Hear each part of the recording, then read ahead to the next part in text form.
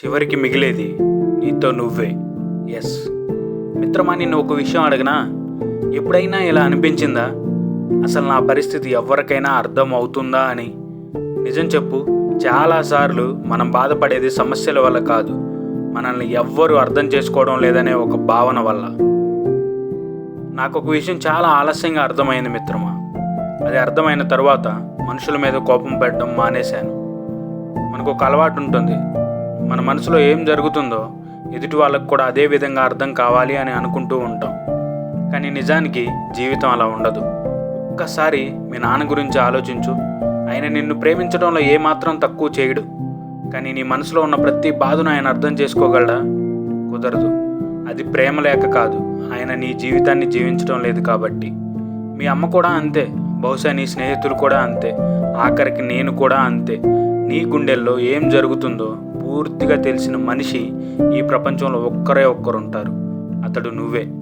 అందుకే కొన్నిసార్లు మనం చాలా నిరాశపడిపోతూ ఉంటాం. నేను ఎంత కష్టపడుతున్నాను, ఇది ఎవ్వరికి కనిపించడం లేదా అని. కనిపిస్తుంది మిత్రమా, కానీ నీకు కనిపించినంతగా వాళ్ళకి కనిపించదు. ఎందుకంటే ఆ బాధను నువ్వు మాత్రమే మోస్తున్నావు, వాళ్ళు కాదు. ఫర్ ఎగ్జాంపుల్, నువ్వు ఇంటర్వ్యూలో రిజెక్ట్ అయ్యావే అనుకో.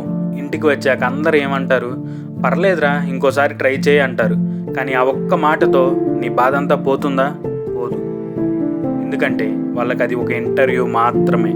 నీకు మాత్రం అది ఎన్నో ఆశలు కూలిపోయిన ఒక రోజు. అక్కడ వాళ్ళ తప్పేమీ లేదు, అలాగని నీ తప్పు కూడా లేదు. ఇది జీవితం, అంతే. ప్రతి మనిషి తన భారాన్ని మోస్తూ ఉంటాడు, ఎవ్వరి బరువు వాళ్ళదే. అందుకే ఒక దశ తర్వాత నేను ఒక విషయం నేర్చుకున్నాను. అందరూ నన్ను అర్థం చేసుకోవాలి అని ఎదురు చూడడం మానేసేశాను. ముందు నన్ను నేను అర్థం చేసుకోవడం మొదలుపెట్టాను. అందరూ నన్ను నమ్మాలి అనుకోవడం వదిలేశాను. నన్ను నేను నమ్ముకోవడం మొదలుపెట్టాను.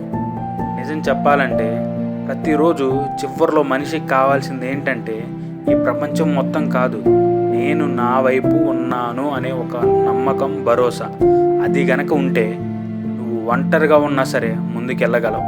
అది లేకపోతే నీ చుట్టూ 100 మంది ఉన్నా సరే లోపల నువ్వు ఎప్పుడూ ఒంటరివే. అందుకే మిత్రమా, ఈరోజు ఒక మంచి పని చెయ్యి. అందరు నిన్ను అర్థం చేసుకోవాలని ఎదురు చూడటం మానేసి ముందు నీకు నువ్వు తోడుగా ఉండడం అలవాటు చేసుకో. ఎందుకంటే ఈ ప్రపంచంలో అందరూ ఒకరోజు దూరం అవ్వచ్చు, కానీ నువ్వు మాత్రం జీవితాంతం నీతోనే ఉండాలి. ఇది గుర్తుపెట్టుకో.